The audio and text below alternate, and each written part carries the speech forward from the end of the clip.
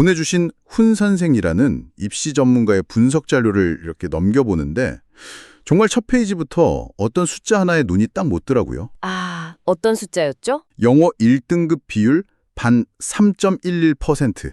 제가 이걸 잘못 봤나 싶어서 정말 다시 확인했을 정도예요. 네, 3.11%. 정말 많은 것을 함축하는 숫자죠. 아니, 아시다시피 영어는 90점만 넘으면 누구나 1등급을 받을 수 있는 절대평가 과목이잖아요. 그렇죠. 그런데 상대평가 시절 1등급 컷이 보통 4%였는데 그거보다 훨씬 낮은 수치가 나온 거죠. 이건 뭐랄까? 다들 오픈북 테스트라고 마음 놓고 있었는데 시험지가 고대 상형 문자로 나온 것 같은 그런 충격 아니었을까요? 하하, 비유가 아주 적절하네요. 이번 분석의 핵심은요, 이 사태를 그냥 이번 시험이 좀 어려웠나 보다 이렇게 단순한 난이도 조절 실패로 봐서는 안 된다는 점입니다. 아, 단순한 문제가 아니다. 네, 보내주신 자료가 지적하듯이 이건 어쩌면 예고된 참사였을지도 모릅니다. 학습 부담을 줄여주겠다는 좋은 취지로 도입된 절대평가라는 제도의 구조적인 허점, 그리고 그 아래에서 지난 몇 년간 조용히 쌓여온 학생들의 학습 습관 변화가 딱 한 지점에서 만나서 터져버린 거죠. 일종의 퍼펙트 스톰이었군요. 맞습니다. 그래서 오늘 저희는 이 충격적인 통계에서 시작해서 문제의 본질, 그리고 이 나비 효과가 입시판 전체를 어떻게 뒤흔들었는지 한번 차근차근 짚어보려 합니다. 좋습니다.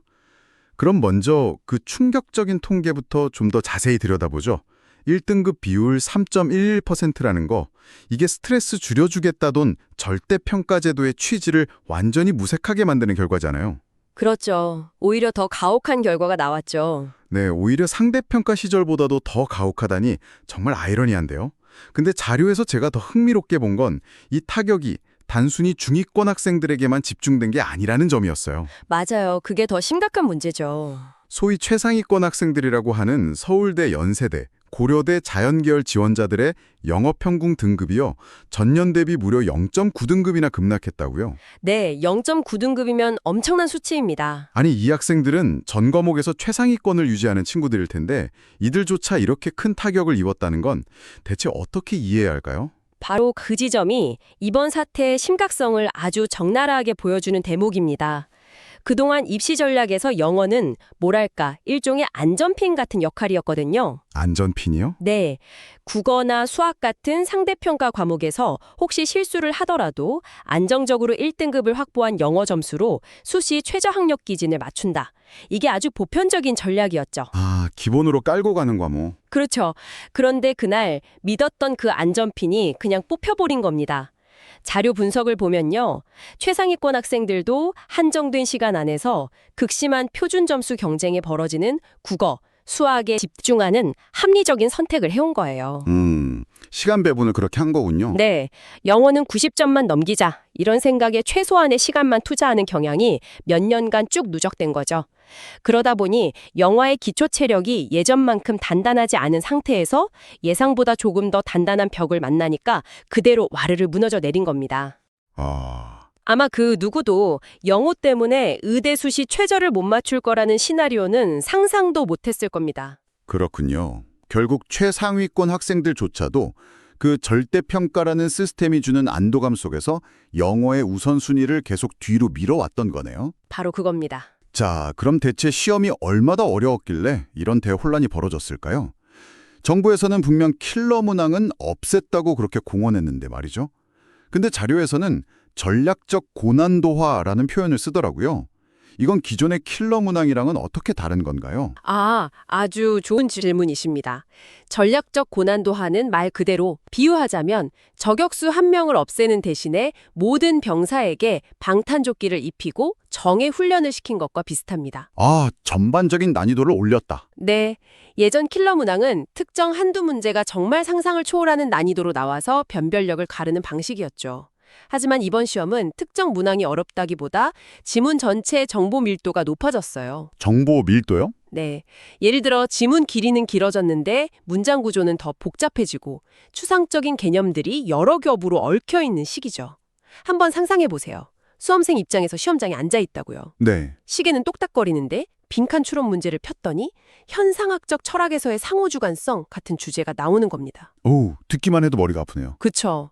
단어는 아는 것 같은데 문장을 2번, 3번 읽어도 머릿속에 명확한 그림이 안 그려지는 거죠. 정답의 단서가 특정 문장에 딱 숨겨진 게 아니라 글 전체의 논리적인 흐름을 완벽하게 꿰뚫어야만 보이는 겁니다. 아, 그러니까 이 문장만 해석하면 풀 수 있다가 아니라 이 지문 전체를 하나의 유기적인 논문처럼 이해해야 한다. 이 말씀이시군요. 정확합니다. 와, 이건 단순히 영어를 잘하는 걸 넘어서 특정 분야에 대한 배경 지식이나 굉장히 고차원적인 문해력을 요구하는 거네요. 맞습니다. 그래서 전략적이라는 말이 붙는 겁니다.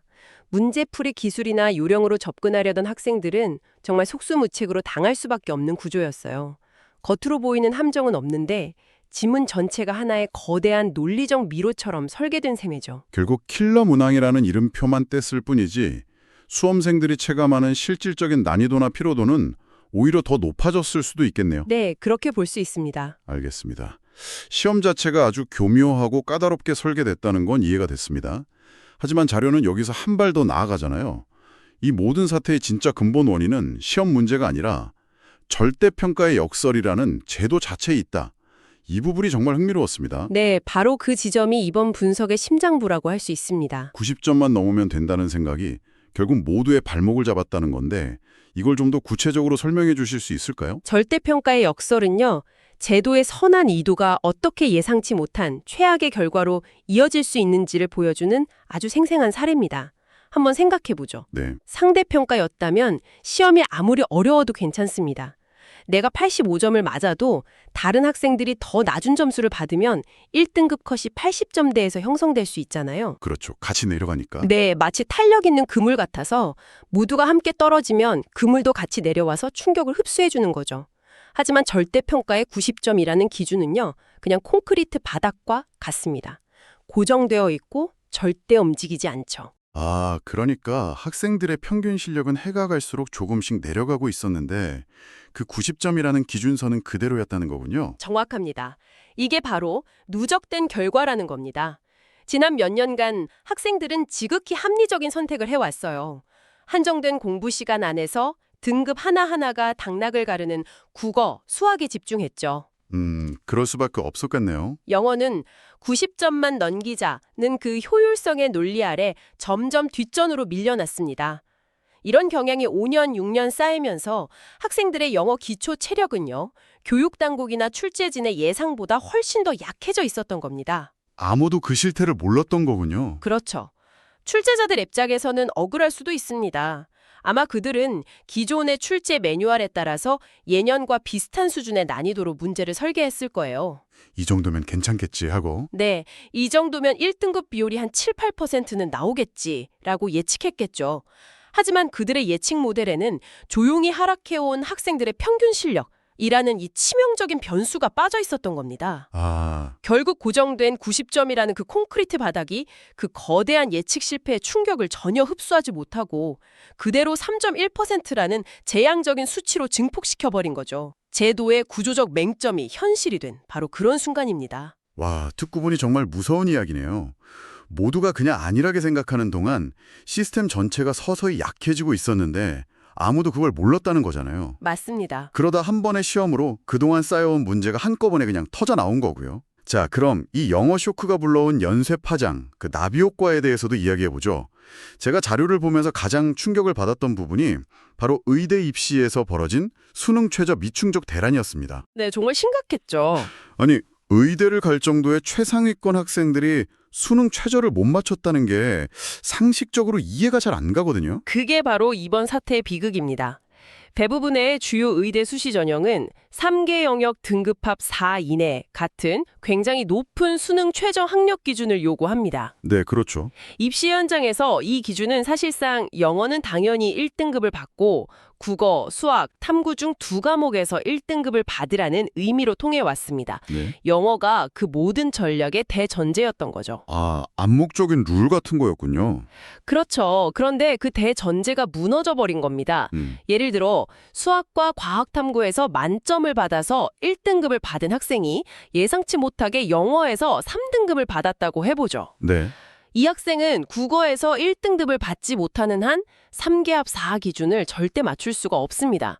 내신 성적이 전교 1등이라도 수능 최저를 통과하지 못해서 면접 한번 못 보고 탈락하는 정말 안타깝고 비합리적인 결과가 속출한 겁니다. 세상에, 학생부 기록이 아무리 화려해도 단지 영어 한 과목 때문에 의대 문턱도 밟아보지 못하는 상황이 벌어졌군요. 네, 그러다 보니 특히 비수도권 의대에서는 정원을 못 채우는 미달 사태까지 벌어졌습니다. 미달까지요? 그렇습니다. 이건 단순히 입시의 문제를 넘어서 장기적으로 지역의 필수 의료 인력을 어떻게 양성할 것인가라는 더 큰 사회적 문제와도 직결되는 거죠. 문제가 더 커지네요. 여기에 자료가 지적한 또 다른 복합적인 요인이 바로 자연계열 학생들의 사탐런 현상입니다. 아, 과학탐구 대신 사회탐구로 선택하는 현상. 네, 과학탐구의 학습량이 너무 많고 표준 점수도 불리하다 보니 상위권 학생들이 대거 사회탐구로 잇따라는 현상이죠.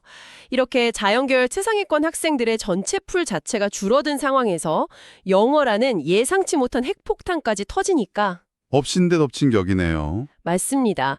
까다로운 의대 최저 기준을 통과할 수 있는 학생의 절대적인 숫자가 그야말로 급감해버린 겁니다. 여러 제도의 허점들이 맞물리면서 충격이 훨씬 더 커진 그야말로 복합 재난이었군요. 네, 그렇게 봐야 합니다. 결국 이 모든 상황을 보면 경쟁을 완화하겠다는 정책 목표와 학생을 변별해야 하는 현실적인 필요 사이에서 교육당국이 완전히 방향을 잃은 것처럼 보입니다. 가장 아이러니한 건요.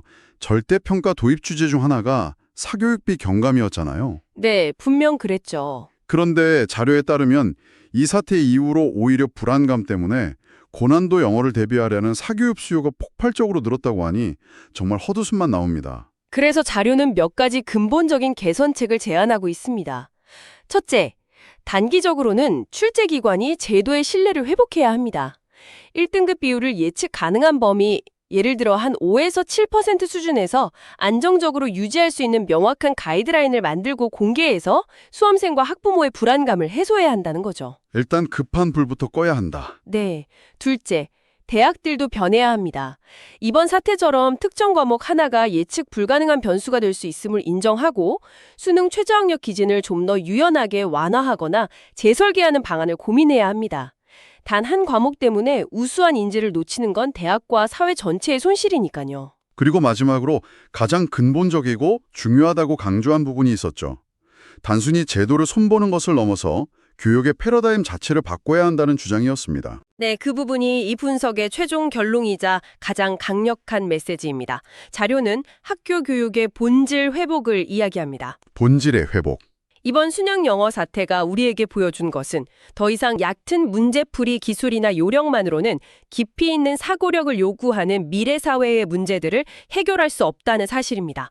절대평가라는 이유로 영어 교육을 소홀히 하고 점수 따기 쉬운 방법에만 매몰되었던 지난 몇 년간의 관행이 결국 학생들의 실력 저하라는 부메랑으로 돌아온 거죠. 국가 경쟁력과 직결되는 창의적이고 실력 있는 인재를 키워내기 위해서는 고등학교 1, 2학년 때부터 단단한 기초 체력을 기르는 교육이 강화되어야 합니다. 복잡하고 긴 글을 끝까지 읽어내는 인내심, 글쓴이의 숨은 의도를 파악하는 비판적 사고력, 그리고 자신의 논리를 세워나가는 힘을 길러주는 교육이 절실하다는 아주 강력한 경고인 셈입니다. 정리를 한번 해보죠. 2026학년도 수능 영어 사태는 단순한 출제 오류나 해프닝이 아니었습니다. 네, 절대 아니죠. 학생들의 부담을 덜어주려던 그 선한 의도의 제도가 역설적으로 학생들의 학습 동기와 기초 실력을 서서히 갉아먹었고 그렇게 누적된 취약성이 예측 불가능한 시험 난이도와 만나서 한 번에 폭발해버린 우리 교육 시스템의 총체적인 실패를 보여준 사건이었네요. 맞습니다. 안정성과 예측 가능성을 잃어버린 제도는 결국 교육의 모든 주체에게 혼란과 고통만 안겨줄 뿐입니다. 이번 사태는 정책 설계자부터 대학, 일선 학교, 그리고 학생과 학부모 모두에게 던지는 매우 아프고도 명확한 경고 메시지라고 봐야 합니다. 좋은 제도를 만드는 것만큼이나 그 제도가 현실에서 어떻게 작동하고 어떤 부작용을 낳는지 끊임없이 살피고 보완하는 것이 얼마나 중요한지를 보여준 사례 같습니다. 네, 전적으로 동의합니다. 나누다 보니 문득 이런 생각이 드네요.